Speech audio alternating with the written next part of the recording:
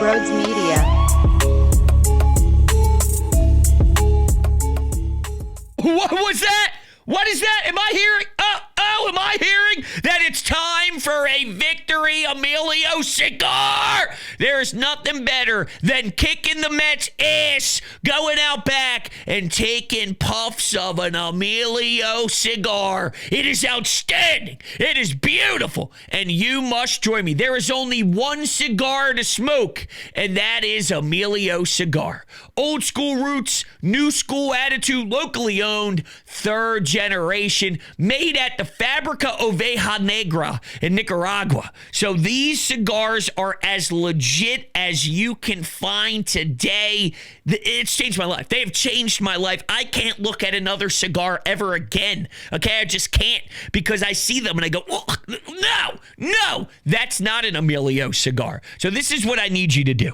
You need to go to your local tobacco shop and say, hey, do you guys have Emilio cigars? And also, you can check out the link down below in the description, which will take you to Emilio Cigar's website, and you can check it all out there. If you're a cigar smoker, I am telling you, this is a must-have. This is an absolute. This is a no-brainer. Make sure you join the Emilio Cigar family.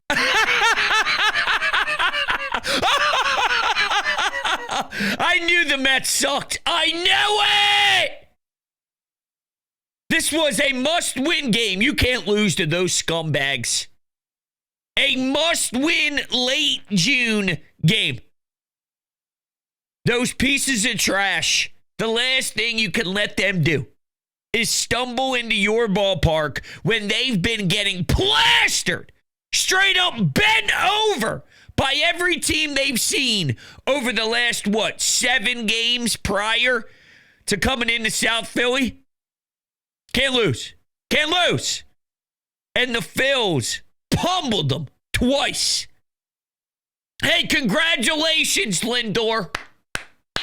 Whoop-de-damn-do. You can hit a ball off Lazar. So can I! He stinks!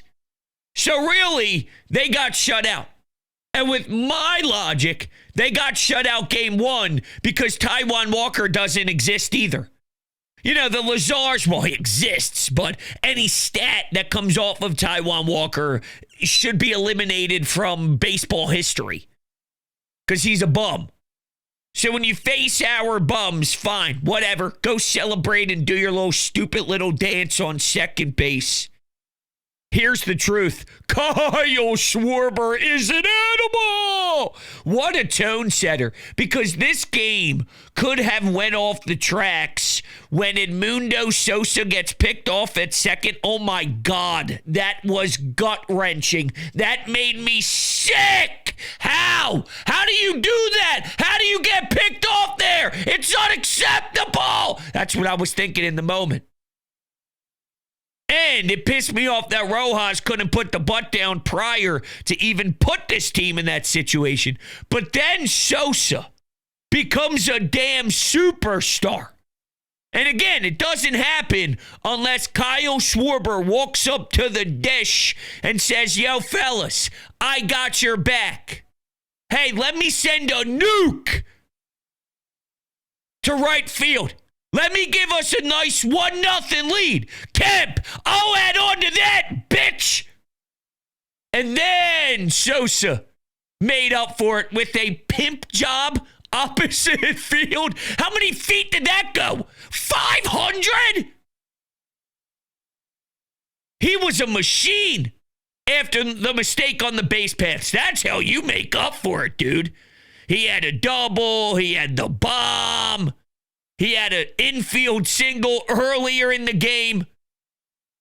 He was rocking. He was feeling himself so much and grooving that he did a very unnecessary, nonchalant slide with a very basic ground ball to his left at second base just because, ho-hum, I'm in my bag. I'm feeling hot. Why not? Busted a move. You can do whatever you want if you're going to perform like that. Just, please, don't make the mistake because I thought that was going to kill you. And you'd be lying as a Phillies fan if you thought for some reason that wouldn't backfire. You get traffic on the bases, the bottom of your lineup before you can pull Trey Turner up to the plate and Kyle Schwarber up to the plate. That's prime real estate. That's what it's all about, baby. It's getting the bottom guys on so that when you flip the order over, you got Trey swinging a hot stick. You got Bohm swinging a hot stick. You got Nicky Nipples doing whatever he wants out there. He's Nicky Nipples because of him ripping his shirt off in right field in Miami, by the way. It makes sense, I promise. I'm not just some sicko, okay? Nicky Nipples doing what he wants. And how dare I wait 4 minutes, 5 minutes to give Jesus Luzardo appreciation. He's all over the place right now. I don't really know on a game-by-game situation with him where exactly he is and what I'm going to get. But that was a sharp 6 2/3. Pete Alonso lost, confused. Juan Soto, maybe he's too busy flirting with JT behind the dish. By the way, worst broadcast in Major League Baseball history? That was horrible. That was pathetically bad. Now, I understand people hate the in-game conversations with players and whatever, but I don't give a damn about Brandon Marsh's beard and who's picking up your clothes in your apartment when you're talking to Bohm. It was stupid. And how many times did they have to give us a stupid story about Juan Soto and JT talking every pitch? Oh, it was honestly one of the saddest broadcasts in Major League Baseball history. That's how bad I thought it was. And it ruins what an important Sunday night baseball game, what it was. I actually was excited for this to be on the main stage. I was pumped. I normally like my games at 1 o'clock on Sunday, but because of the situation, the division, it was on the line. 2 teams coming into this series tied. One team gets blown out on Friday. The other team gets blown out on Saturday. This was lining up to be a fun, hey, you know, your eyes are glued on this Sunday night game. JT, Soto, since they came into the league. Shut up! Luzardo, though.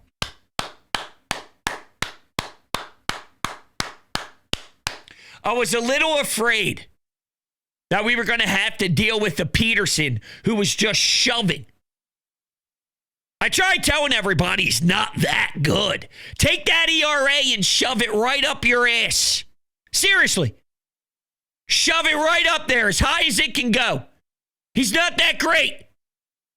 Make him pay. And once they got to that inning, they unleashed, put up the crooked number, and there was no looking back. I got to give them a lot of credit. It was a phenomenal bounce back for this group, considering Saturday was a bad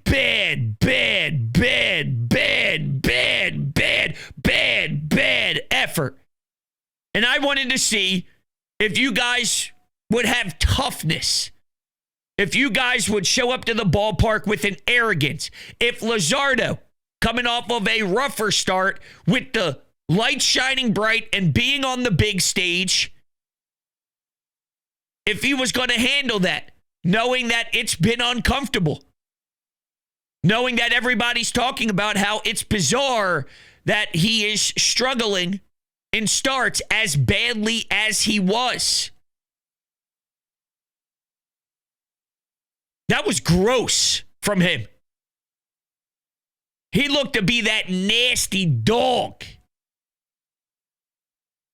And with the way this bullpen is so thin, you needed it. You see where Romano is at this point. You see his new role. I was actually going through this with Rob Ellis earlier this morning. We hosted from 10 a.m. to 2 p.m. It was a lot of fun. So we were getting everybody excited for the game tonight, and we were reviewing a little bit on what happened Saturday. And we were discussing how this bullpen really has one reliable arm right now, and that is scary. So if any of these games were to be close, luckily the games that you won were so beat down that you were going to Lazar of all people, so you had the luxury of not having to sweat it out. But could you imagine a 4-3 game? Could you imagine a 5-4 game and your starter only goes 5? Or your starter goes 6 and you need a 7, 8, 9 type of, hey, get out there and roll through. I don't know how you could get the W if that's the case. Unless you just get super lucky. So good thing their offense exploded. Good thing they were able to grab a big separator with the blast and the 3-run shot from Edmundo Sosa. So then you don't need to play that game where you're nauseous and when your anxiety is going through the roof because, well, every pitch is... Strom! Strom's getting thrown into a 6-run game, and I'm thinking, is that the best time to utilize him? But also, he's a stinkier version of himself this year. He went from all-star to, oh, God, he's going backwards.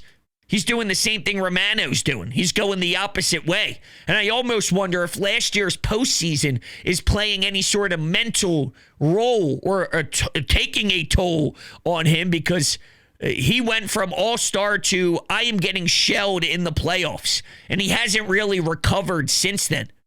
We played a game on a scale of 1 to 10. How do you feel about Romano? How do you feel about Strom? How do you feel about Kerkering? And then I had to ask the question, hold on, let me follow up. Is this how do I feel about them to win a World Series? Or how do I feel about them on June 22nd when you're trying to win a game against the New York Mets? And it was the latter. It was trying to win a game against the Mets. And I said, oh, okay, simple then. With Kerkering, it's about a 9. With Matt Strom, it's about a 6.5. And Romano's in that same exact category. See, the thing is with Romano is I may actually have more faith in him than Strom because his highs are super high, but his lows are just, whoa. I just think Strom is consistently getting beats. Now, today, different situation. You're up 6, but I'm saying more along the lines of when it is a game where it's up for grabs and it's 1 run and you're in a battle and it's a back and forth type of action game, action-packed, and you got to find a way in the 8th to shut the door and stop any noise and don't allow traffic and all that. If it was a game like that, I think he just literally consistently gets hits, while Romano may show the Blue Jays version. It's just the next day he won't. The next day he'll show you the Hector Neris that was once here, that was a part of the crew that had the second worst bullpen in MLB history. I turned into a Hector Neris guy when it was all said and done, but there was that year where every single person, Brandon Workman's curveball, how the hell did Brandon Workman's curveball get thrown into this? Phillies just won a damn series against the Mets in a must-win game. I'm going Brandon Workman? What the hell's the matter with me? I don't know. That's for you to figure out. My favorite part of the game, was it Kyle Schwarber going first to home? Oh, my God. Just this overweight, if you will, with all due respect, jolly fella just trotting around. They're showing him moving his feet as fast as possible. The ball's in the outfield. He's just chugging along, humming along, trying his best to get to home. There's nothing better than watching him trot. Whether it's because he just hit a bomb and now he's just enjoying the bases, or it's because he's got to run hard. That was after He stays at first. Trey tags up. You got some small ball in there with Bohm, sending it out to right field to Juan Soto. Trey tags up and utilizes his speed. You got contributions from everybody. Kemp. Kemp could play. I got 4 texts at once when Kemp delivered, and it said, he better not be going down. I said, don't worry about it. He's going to be a platoon out in left field when Bryce Harper comes back. But truth be told, I don't even know what the hell's going on with Bryce.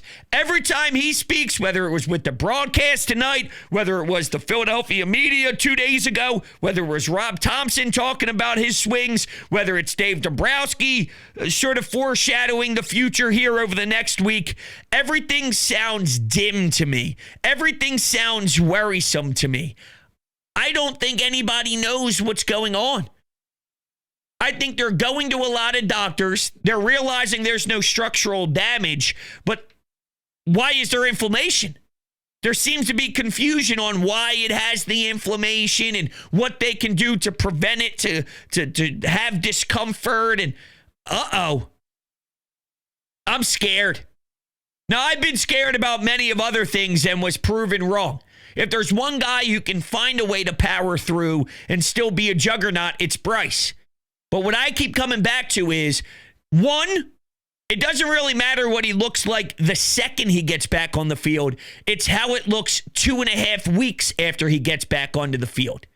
Because he's going to be spry. He's going to feel pain-free when he gets his first 6, 7, 8 at-bats, I hope. But it's how does it respond to the aggressive swings and trying to attack and trying to do damage. But it's not only that, it's, are we just going to get the Bryce Harper that we got prior to him hitting the 10-day IL? A good but not great Bryce Harper. And maybe it doesn't matter if everybody else produces the way everybody else has been producing.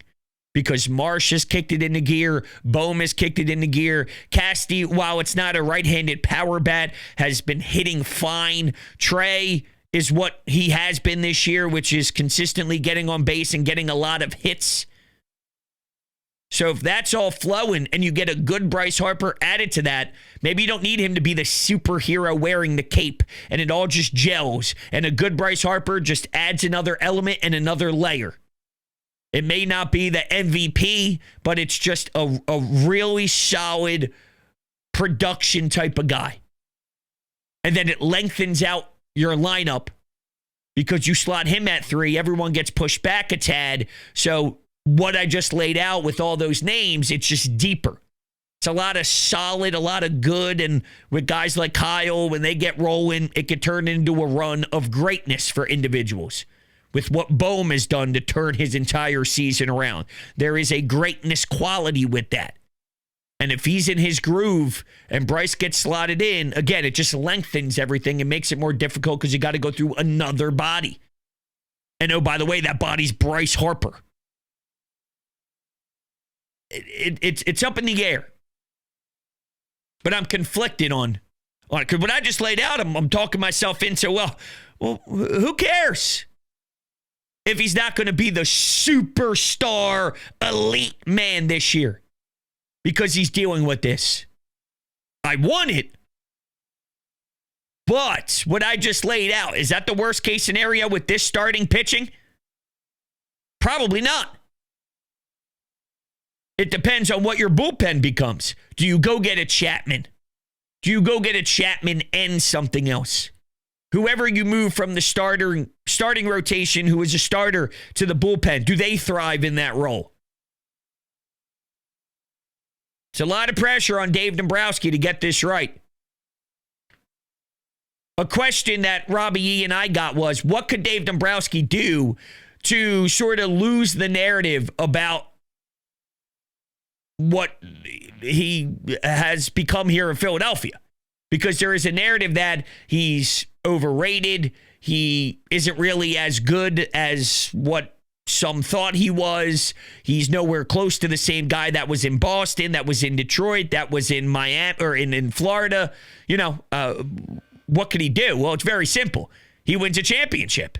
He wins a championship. If he pushes the right buttons and he utilizes his hand that he is dealt here in a way to get create or whatever. Scratch that phrase right there. But if he utilizes his chips, maybe that's the best way to describe it. If he utilizes his chips properly, if you're playing poker and you play your hands right and you get the bullpen you need, and this team excels and wins a lot of tough playoff games because of the excellence of the bullpen, well, that's how he can do it. I think it's as simple as that. I don't think we need to overthink it. That's how Dave Dombrowski can rewrite his story here in Philadelphia. No more marginal. No. It's you go get a lethal bullpen. And that includes more than one name. Because right now, I don't know how they have the record that they do without Aaron Nola, without Bryce Harper, and with one bullpen arm in Orion Kerkering. With all due respect, I'm not giving you one of the best relievers in all of baseball. We're not sitting here with Chapman, let's say, and say, hey, you got one guy in the bullpen, and it's Chapman.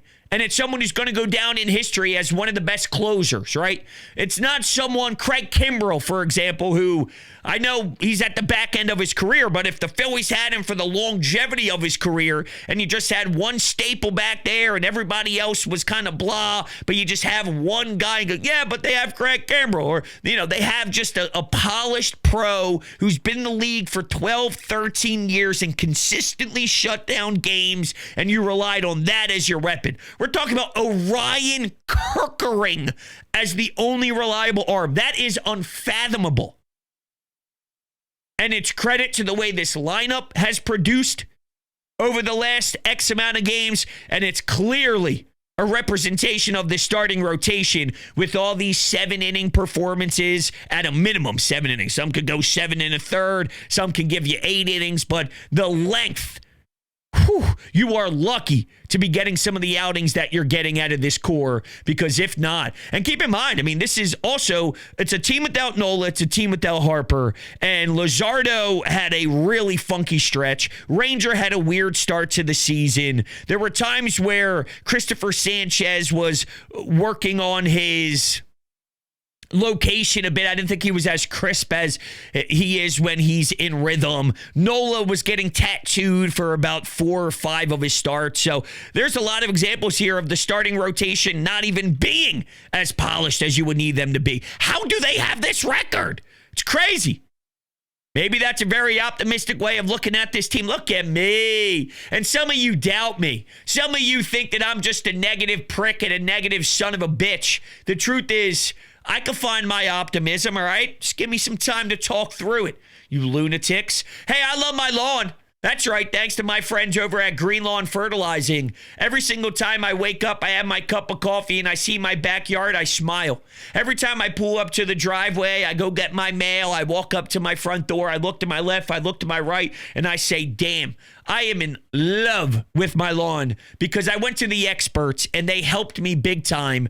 My lawn was damaged, okay? I wasn't paying attention to my lawn and it needed to recover. Well, thankfully, the experts at Green Lawn Fertilizing created their own custom blend that can help my lawn recover. And right now, they are giving you 50% off your first 2 treatments. That's right, 50% off your first 2 treatments. If you click the link down below in the description and you sign up with that link, it'll tell them that Broad sent you.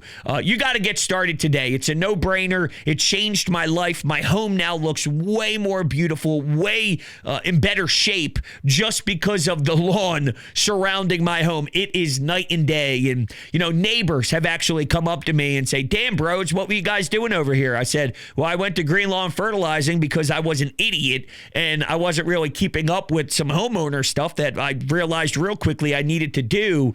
And that's why I went to the experts and I sat down with them, and they just taught me a lot about the treatments and the plans that they have and the way that they're able to come in waves, and you get treatment 1 and then you wait a little bit, you get treatment 2 and then you wait a little bit, you get treatment 3 and you wait a little bit, and you can just see the progression throughout the treatments, and it's just remarkable. It really, really is. So make sure you check out Green Lawn Fertilizing today. All right, with that, let's run to the phones. Let's hear from you, beautiful, beautiful people out there. Let's go to the Anytime Hotline. My only gripe from tonight is why couldn't you have done this yesterday when I was at the game? Do I just not have to be at the ballpark when you play the Mets for you to smoke them? Oh, thank God you smoked them now. It's a nice little series win, and we can enjoy the day off tomorrow without being insanely pissed at this team. Thank you, Jesus Luzardo, for being pre-blow-up from your worst performances this season. Thank you for being the elite version of Jesus Luzardo, and hopefully you can keep up that form because it is very fun to watch when he is on his game.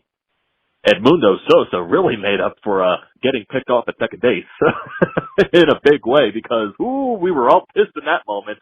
But good for Sosa. Good for Sosa. He definitely needed a game like this. Kyle Schwarber does his thing, and then you just shut up the Mets. They pull the Phillies, I guess you can say. They go off for a barrage of offense yesterday, and their offense was dead quiet tonight. Francisco Lindor thought he maybe sparked something with that home run in the 8th inning. So much for your streak of consecutive wins when Lindor hits the home run. Stupid Mets fans. Love to see them get kicked out of our ballpark with another blowout loss. Always fun to see that. Good series win. Definitely a major from, overall feel much better from yesterday. Obviously, we should feel all much better. And we're going to enjoy the day off tomorrow. And now for you, Hunter, you said that you were either going to cry or you were going to do the salsa tomorrow, depending on the outcome of this Phillies game. Well, I think you got to do the salsa now. So go do it. Oh, man, that's a lot of pressure. I'll see how the week goes. I didn't say when I was going to do. All right, that's all I got for you. If you didn't see that because you're listening on your podcasting platforms, well, then you should go check it out on YouTube. If you're watching this on YouTube, you can take me on the road with you by going to Apple Podcasts, Spotify, Google Podcasts, any of your podcasting platforms. Search Sports Talk with Broads or Broads Media. Leave a 5-star rating and a review, and that would be greatly appreciated. Thank you. How about that for a transit? I use that as a plug, baby. I mean, if that's not professional, I don't know what is. Everyone says professional and Broads. I am proud of this group, okay?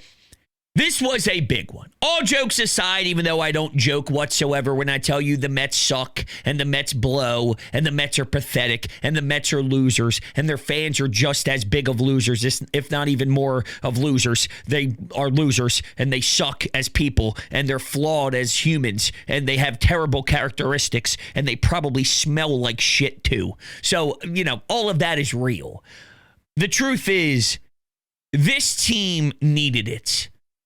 When the Mets take you down in the NLDS after you win the division, and when the Mets spank you in Citi Field earlier this year, you need to let yourself know, you need to let your fan base know, and you need to let the Mets know that you mean business.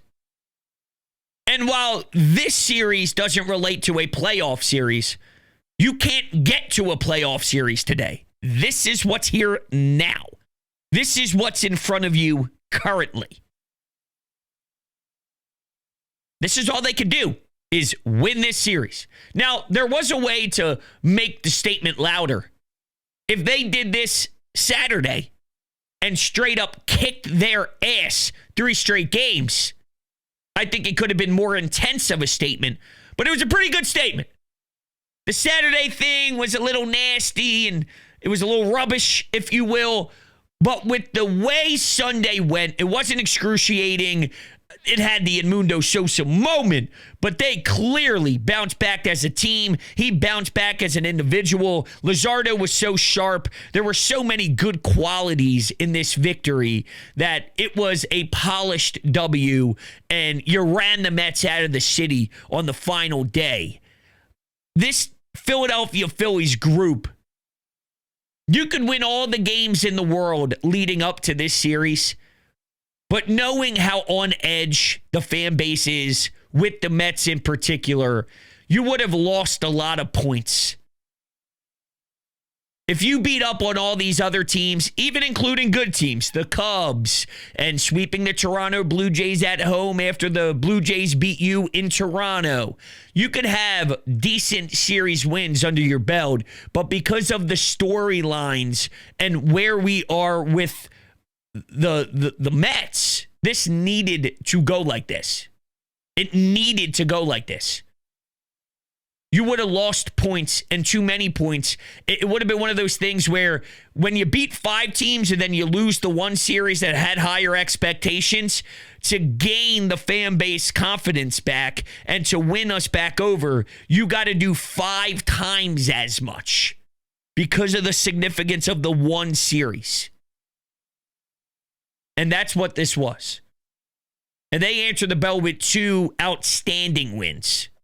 Again, there wasn't one gruesome game where they won, but you hated the way it looked and they just got lucky and 2 teams were awful and one team just had to win, but it was 2 bad teams just showing a bad display of baseball. Your 2 wins out of the 3 were serious dominating victories. With Wheels, with Luzardo, that's their recipe for success. With Schwarber, that's a recipe for success. The way that they did it is their sustainable way of doing it, where if they're going to be a great team, this is what you need them to do. It's not out of the blue, well, you won, but it was something that was so outrageous and so non-definable of who they are, it was just random. And no, it wasn't random. This was the style that the Phillies have to play if they want to win anything. And if they play this way, then they can clearly beat the Mets. And that was on display. And that's the takeaway. All right, let's take another phone call here. Yo, what's up, Broads? I called yesterday and I was very upset about the Phillies' performance. But what a bounce back win. What a way to respond after getting your ass kicked yesterday, after giving up 7 homers yesterday. Big time response. And I just love that this Phillies team showed up and showed out with 2 blowout wins, in the series. Definitely a momentum booster for this squad, and it gives this team, I think, tons of morale. How about Sosa with the 3-hit night, triple away from the cycle, 430-foot homer. Luzardo was special today. He absolutely needed that start. Almost 7 full innings of shutout ball. Beautiful stuff. And to think, the thing is, if you throw this out there, our main guys in this series, like Strahm, Romano, Zach Wheeler, Jesus Luzardo, and others, our main guys in this series gave up no earned runs. And I think that is something that we could totally take home from this series. 11 2/3 scoreless innings between Zach Wheeler and Jesus Luzardo, that's special. Against a really good lineup, it's always good to beat the Mets. Always good to beat the Mets, and it stands true here. All right, bros. Talk to you soon. Bye. I appreciate the call, man. Yeah, I agree with you from a starting pitching sense. The thing is with Strahm, Romano, I don't know if Romano is going to be a piece that you rely on late. If you get a couple of additions at the deadline and then Kirkering is what he is, then Romano might be a 6th inning guy. You know what I mean? And you may need that. I'm not telling you a 6th inning isn't important in the playoffs, because every inning is important in the playoffs. Every base runner is important in the playoffs, so it's still a valuable piece. But I think from a starting pitching sense, I can bite into what you're saying a lot more. The Luzardos, the Wheelers, it's kind of what I just laid out is if you're going to win, you're going to win because your starting pitching is elite. And you just seen that your starting pitching could be elite against this Mets lineup. Not that I didn't think that, but I just don't know what version of Luzardo we're going to get on a start-by-start basis. If he can plug away and show this more consistently, then, I can feel a lot better about it on a start-by-start basis. But no, you're right. You're absolutely right about that. You look at your top premier guys, and Mick Abel, that was a bump in the road, and it was a big stage for him, national TV, 7 o'clock, a Mets series, and he showed some signs of weakness, which probably a lot of pitchers would at his age and with his lack of experience. But yeah, that's who they got to, while the Phillies were able to show their starting pitching strength off, and it was on full display, without a doubt. All right, that's going to do it. Thank you guys all so much for kicking it with me. I greatly appreciate all your support. Go Phils. What a weekend. Needed it badly. We got it. Talk to you all on the next one.